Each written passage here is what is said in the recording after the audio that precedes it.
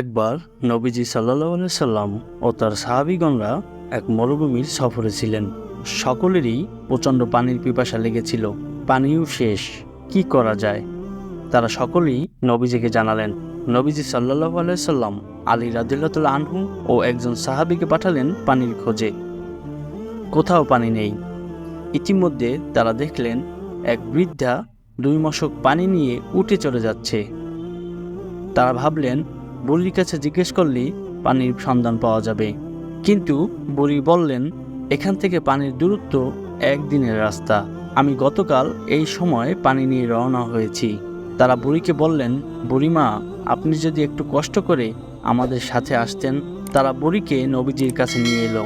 নবীজি বুড়ির মশকের মুখ খুললেন। সেখান থেকে একটি পাত্রে কিছু পানি ঢালা হলো।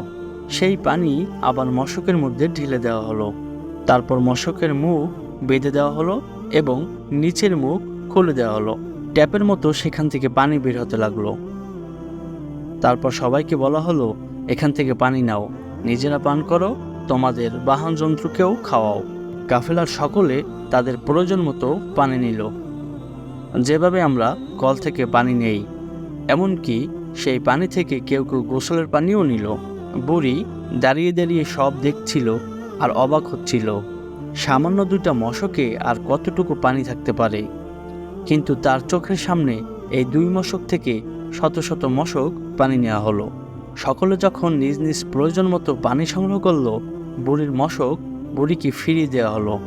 বুড়ি দেখলো, আমার মশক থেকে এত পানি নেওয়ার পরও এর পানি এতটুকু কমেনি, বরং আগের চেয়েও আরও পূর্ণ দেখাচ্ছে। এরপর নবীজি সাহাবীদের বললেন, একটি কাপড় বিছাও এবং তার জন্য যে যা পারো হাদিয়া দাও। কেউ দিল খেজুর, কেউ আটা, কেউ জব। অনেক খাবার জমা হলো বুড়ির জন্য। এগুলো বুড়িকে হাদিয়া স্বরূপ দেওয়া হলো। বুড়ি তো মহা খুশি, আমার পানিও একটু কমলো না, আবার পেলাম এতগুলো খাবার। মনের সুখে বুড়ি রওনা হলো বাড়ির দিকে। বুড়ি যখন বাড়িতে পৌঁছলো ততক্ষণে বেলা পড়ে গেছে। সকলে তার দেরি হওয়ার কারণ জিজ্ঞেস করলো। বুড়ি তখন খুলে বলল সব ঘটনা। মোহাম্মদ নামের যে লোকটা নিজ বাপদাদার ধর্ম ত্যাগ করেছে, 2 জন লোক আমাকে তার কাছে নিয়ে গেল। তারপর ঘটল এক আজব ঘটনা। সকলে তো শুনে তাজ্জব। বুড়ি বলল, আল্লাহর কসম, আমার সব দেখে মনে হয়েছে সে হয়তো পৃথিবীর সবচেয়ে বড় জাদুকর, অথবা সত্যি সে আল্লাহর প্রেরিত রাসূল। এরপর থেকে মুসলিমরা ওই বৃদ্ধার এলাকার আশেপাশের এলাকায় অভিযান চালাতো, কিন্তু বুড়ির এলাকায় আক্রমণ করত না। এসব দেখে বুড়ি নিজ কওমকে বলল, আমার মনে হচ্ছে তারা ইচ্ছাকৃতভাবেই তোমাদের এড়িয়ে যাচ্ছে, তোমাদের উপর আক্রমণ করছে না। তোমরা ভেবে দেখো ইসলাম গ্রহণ করবে কি না। তার কথায় সবাই রাজি হয়ে গেল এবং ইসলামের ছায়াতলে আশ্রয় নিল।